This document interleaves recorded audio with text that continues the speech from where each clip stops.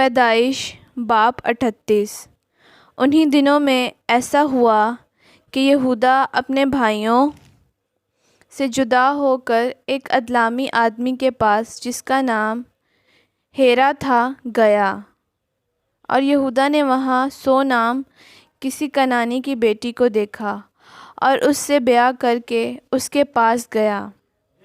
وہ حاملہ ہوئی اور اس کے ایک بیٹا ہوا جس کا نام اس نے ایر رکھا، اور وہ پھر حاملہ ہوئی اور ایک بیٹا ہوا اور اس کا نام اونان رکھا۔ پھر اس کے ایک اور بیٹا ہوا اور اس کا نام سلا رکھا، اور یہودا کذیب میں تھا جب اس عورت کے یہ لڑکا ہوا۔ اور یہودا اپنے پہلوٹے بیٹے ایر کے لیے ایک عورت بیاہ لایا جس کا نام تمر تھا، اور یہودا کا پہلوٹا بیٹا ایر خداوند کی نگاہ میں شریر تھا، سو خداوند نے اسے ہلاک کر دیا۔ تب یہودا نے اونان سے کہا کہ اپنے بھائی کی بیوی کے پاس جا اور دیور کا حق ادا کر، تاکہ تیرے بھائی کے نام سے نسل چلے۔ اور اونان جانتا تھا کہ یہ نسل میری نہ کہلائے گی، سو یوں ہوا کہ جب وہ اپنے بھائی کی بیوی کے پاس جاتا تو نطفہ کو زمین پر گرا دیتا تھا کہ مبادا اس کے بھائی کے نام سے نسل چلے، اور اس کا یہ کام خداوند کی نظر میں بہت برا تھا، اس لیے اس نے اسے بھی ہلاک کیا۔ تب یہودا نے اپنی بہو تمر سے کہا کہ میرے بیٹے سلا کے بالغ ہونے تک تو اپنے باپ کے گھر میں بیوہ بیٹھی رہ، کیونکہ اس نے سوچا کہ کہیں یہ بھی اپنے بھائیوں کی طرح ہلاک نہ ہو جائے۔ سو تمر اپنے باپ کے گھر میں جا کر رہنے لگی۔ اور ایک عرصہ کے بعد ایسا ہوا کہ سو کی بیٹی جو یہودا کی بیوی تھی مر گئی، اور جب یہودا کو اس کا غم بھولا تو وہ اپنے ادلامی دوست ہیرا کے ساتھ اپنی بھیڑوں کی پشم کے کترنے والوں کے پاس تمنت کو گیا۔ اور تمر کو یہ خبر ملی کہ تیرا خسر بھی اپنی بھیڑوں کی پشم کترانے کے لیے تمنت کو جا رہا ہے۔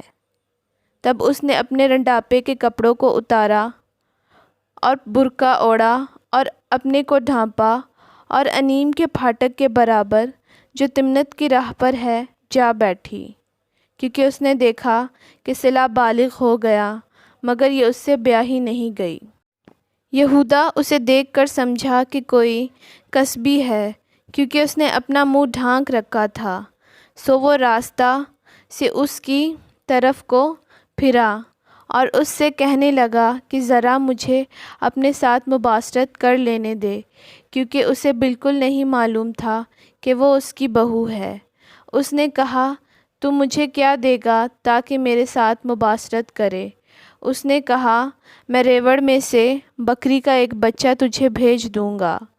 اس نے کہا اس کے بھیجنے تک تو میرے پاس کچھ رہن کر دے گا۔ اس نے کہا تجھے رہن کیا دوں؟ اس نے کہا اپنی مہر اور اپنا بازوبند اور اپنی لاٹھی جو تیرے ہاتھ میں ہے۔ اس نے یہ چیزیں اسے دیں اور اس کے ساتھ مباشرت کی، اور وہ اس سے حاملہ ہو گئی۔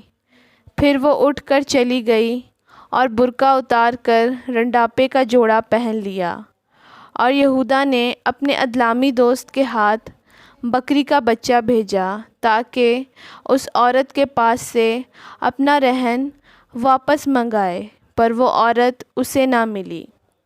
تب اس نے اس جگہ کے لوگوں سے پوچھا کہ وہ کسبی جو انیم میں راستہ کے برابر بیٹھی تھی کہاں ہے؟ انہوں نے کہا یہاں کوئی کسبی نہ تھی۔ تب اس نے یہودا کے پاس لوٹ کر اسے بتایا کہ وہ مجھے نہیں ملی، اور وہاں کے لوگ بھی کہتے تھے کہ وہاں کوئی کسبی نہیں تھی۔ یہودا نے کہا خیر، اس رہن کو وہی رکھے، ہم تو بدنام نہ ہوں۔ میں نے تو بکری کا بچہ بھیجا پر وہ تجھے نہیں ملی۔ اور قریباً 3 مہینے کے بعد یہودا کو یہ خبر ملی کہ تیری بہو تمر نے زنا کیا اور اسے چھنالے کا حمل بھی ہے۔ یہودا نے کہا کہ اسے باہر نکال لاؤ کہ وہ جلائی جائے۔ جب اسے باہر نکالا تو اس نے اپنے خسر کو کہلا بھیجا کہ میرے اسی شخص کا حمل ہے جس کی یہ چیزیں ہیں، سو تو پہچان تو صحیح کہ یہ مہر اور بازوبند اور لاٹھی کس کی ہیں۔ تب یہودا نے اقرار کیا اور کہا کہ وہ مجھ سے زیادہ صادق ہے، کیونکہ میں نے اسے اپنے بیٹے سلا سے نہیں بیاہا۔ اور وہ پھر کبھی اس کے پاس نہ گیا۔ اور اس کے واضح عمل کے وقت معلوم ہوا کہ اس کے پیٹ میں توأم ہے، اور جب وہ جننے لگی تو ایک بچے کا ہاتھ باہر آیا اور دائی نے پکڑ کر اس کے ہاتھ میں لال ڈورا باندھ دیا اور کہنے لگی کہ یہ پہلے پیدا ہوا۔ اور یوں ہوا کہ اس نے اپنا ہاتھ پھر کھینچ لیا، اتنے میں اس کا بھائی پیدا ہوا۔ تب وہ دائی بول اٹھی کہ تو کیسے زبردستی نکل پڑا، سو اس کا نام فارس رکھا گیا۔ پھر اس کا بھائی جس کے ہاتھ میں لال ڈورا بندھا تھا پیدا ہوا اور اس کا نام زارا رکھا گیا۔ آمین۔